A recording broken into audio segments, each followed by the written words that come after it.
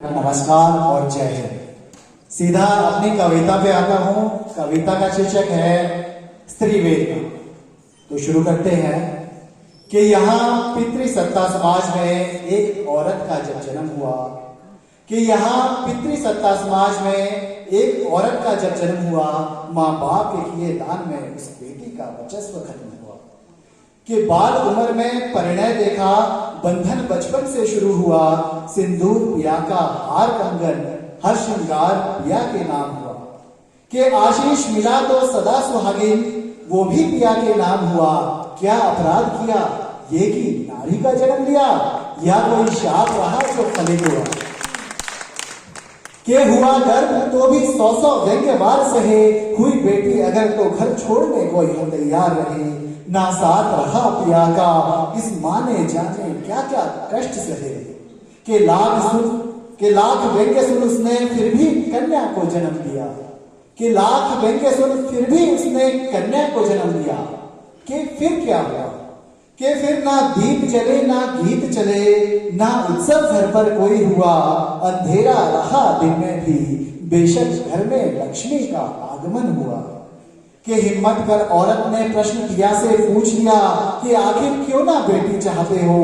देखो देखो ये कली सा मुखड़ा, आखिर क्यों इससे इतराते हो। है कुछ शंका तो बताओ, क्यों फट से भागते हो। कोई डर है तो मैं तुमसे वादा करती हूँ, इसके हिस्से में बद्दुआएं हैं अगर लेने का मैं इरादा करती हूँ। लेकिन ना पिया ने कोई जवाब दिया, हर बात को दरकिनार किया। कि कदर कर दो अगर इतना ही बेटी से घबराते हो। गुस्से में बोल रही माँ ममता में अब पागल थी, बेटी को ना मिला हक जैसा वो चाहती थी। कि इधर कुंठित मन से बैठा पिया, सोच रहा ये कैसी विपदा आन पड़ी। बोला ओ प्रिय कैसे पालूंगा मैं दूसरे घर की इस दौलत को। क्या बोझ नहीं होगी ये इस घर के चूल्हे चौके को। कैसे मैं संभालूंगा उठते समाज की उंगली को, कि मर्दाना ताकत नहीं मुझ में क्या बेटा पैदा करने को। चलो चलो फिर भी बात मान लेता हूँ, जिम्मेदारी इसकी मैं संभाल लेता हूँ। मगर तुम कहती हो कली जिसे, इसे कैसे मैं संभालूंगा। पग पग हवस भरी नजरों से इसे कैसे मैं निकालूंगा। कि शादी भी करवा दूंगा, कि शादी भी करवा दूंगा, पर कैसे मैं कर्ज चुकाऊंगा।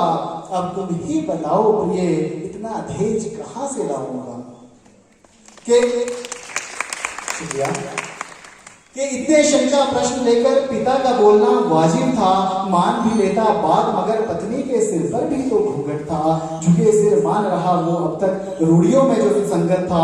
कैसे करता फैसला एक पल में समाज जब उसके विरुद्ध था। कि इधर बहस में नभी कली की नींद खुली, वह परी सी जिसकी किलकारी गूंज उठी। हंसती खेलती इस मासूम ने दोनों का ध्यान खींच लिया। एक मंद मुस्कान पर पिता ने फैसला भारी मन से फिर बेटी के हक में कर दिया। कि काल चक्र में बसंत बहार पहाड़ों संग वह बड़ी हुई। समाजी कुरीतियों में रही जगड़ी हुई, प्रकृति के सिवा ना किसी ने साथ दिया। उसका पढ़ना भी ना किसी ने मंजूर किया। कभी रास्ता रोका कभी किताबों कपड़ों से वंचित किया। कि पग पग पांव बंधी रही जंजीरें, लांग न ले वो घर की मुंडेरें। समाज ने कहा उसे आजाद रखा, कि हुई 15 की तो विवाह प्रस्ताव रखा। कि आकर अब गृहस्थी संभाले, काफी हुई पढ़ाई अब चूल्हा चौका संभाले। ज्यादा पढ़ाई नहीं इसके हक में, अब आकर यह परिवार की रीत संभाले। कि वह किसे बताती कि वो पढ़ना चाहती थी, पढ़ लिख कर कुछ बनना चाहती थी। किंतु बेटी का पढ़ना कहाँ समाज को पसंद था। स्कूल जाना तो बेटियों के लिए यहाँ बंद था। कि वही जाने वह क्या क्या सहती रही, कुरीतियों के चक्र में वह पिसती रही। फिर भी जितना मौका मिला उसने संभाल लिया। समाज की हर परीक्षा में खुद को अव्वल किया।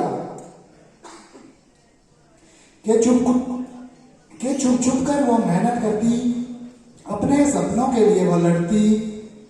कि छुप छुप कर वो मेहनत करती, अपने सपनों के लिए वो लड़ती। किस्मत ने भी फिर एक दिन साथ लिया, उसने पुलिस भर्ती टेस्ट पास किया। बहुत खूब पवन कुमार जी। जब एक लड़की ऐसा कुछ करती है जो हम सबके लिए प्रेरणा बन जाती है, और आज के समय में शायद कल परसों मुझसे कोई कह रहा था कि मेरे घर गांव में भी ऐसी बातें चलती है कि लड़कियां आजकल बोझ हैं। और फिर जब मैंने अपने दोस्तों से बात की तो हम भी यही बात कर रहे थे कि आज लड़कियां किस क्षेत्र में नहीं है जहां पर वो नहीं है। ऐसा कौन सा क्षेत्र रह चुका है जहां पर वो नहीं है? हर जगह वही है और वही है। तो कविताएं जो है वो सिर्फ हमें मनोरंजन का साधन नहीं है, कुछ पंक्तियों में ये हमें बहुत ही गहरा अर्थ बताकर जाती है। और इसी कड़ी में हम आगे बढ़ेंगे। और पवन शर्मा जी, किस्मत ने भी फिर एक दिन साथ दिया, उसने पुलिस भर्ती टेस्ट पास किया कि तब भी माँ बाप सब कहने लगे रिश्तेदार कि लड़कियां कहाँ पुलिस में होती है, यह तो लड़कों के लिए है नौकरी, लड़कियों में कहाँ इतनी हिम्मत होती है। कि हौसला कर मन में स्वीकार किया, ना बदलेगा कुछ भी अगर उसने आज ना प्रतिकार किया, जिसको जो करना है वह कर ले, आज मौका है तो साबित करोगी, माँ असफल हुई तो भी ना डरोगी, जिसको जो करना है वह करे उपहास, मुझे मेरे कर्म पर है पूर्ण विश्वास, मैं लड़ूंगी अब हक के लिए, आखिर मेरे भी तो है अधिकार, मैं कठपुतली नहीं, मेरे जीवन का भी है स्वतंत्र आधार। ये फैसला उसने कर लिया, अपने हक के लिए लड़ना शुरू कर दिया। यह घटना ऐतिहासिक हुई, परिवर्तन धारा अब पहले शुरू हुई कि सब कुछ बेटियां सरकारें धीरे धीरे साथ हुई, नई नई पहलों पर बात हुई, महिला उत्थान के लिए हुए सैकड़ों हजारों प्रयास कि बेटी बचाओ बेटी पढ़ाओ उद्घोष तले, रूढ़ियों से स्वतंत्र हो रहा आज समाज। कि साक्षरता सजगता का परिणाम हुआ, सेना पुलिस सरकारों में महिलाओं का मुख्य स्थान हुआ, लेकिन साक्षरता ना जहां पहुंच सकी वहां आज भी है कुरीति व कुप्रचार। महिलाओं को ना है अब तक अधिकार, शायद अब तक ना हुआ हो वह प्रतिकार, तो कोई क्यों सुनेगा नारी उत्थान की बात। अंतिम है कि ए जन्मदात्री तरुणी तनुजा ओ परिणीता, जिस भी रूप में हो तुमसे आह्वान करता हूँ, देश समाज हित के लिए नारी उत्थान की बात करता हूँ कि उठो जागो और अधिकारों की बात करो, बांधती जो तुम्हें उन कुरीतियों पर प्रहार करो, अगर शंका है तो अपना समृद्ध इतिहास पढ़ो, खुद को कमजोर ना बनाओ, ना शोषण स्वीकार करो, ये देश तुमसे है, जग तुमसे है, तुम ही से मैं हूँ, तुम ही से मेरा भी है परिवार, मैं चाहता हूँ कि तुम भी बनो देशोन्नति में भागीदार, मगर इसके लिए जरूरी है कि जान लो तुम अपने सभी अधिकार, कि जान लो तुम अपने सभी अधिकार। धन्यवाद, जय हिंद। बहुत खूब पवन कुमार जी।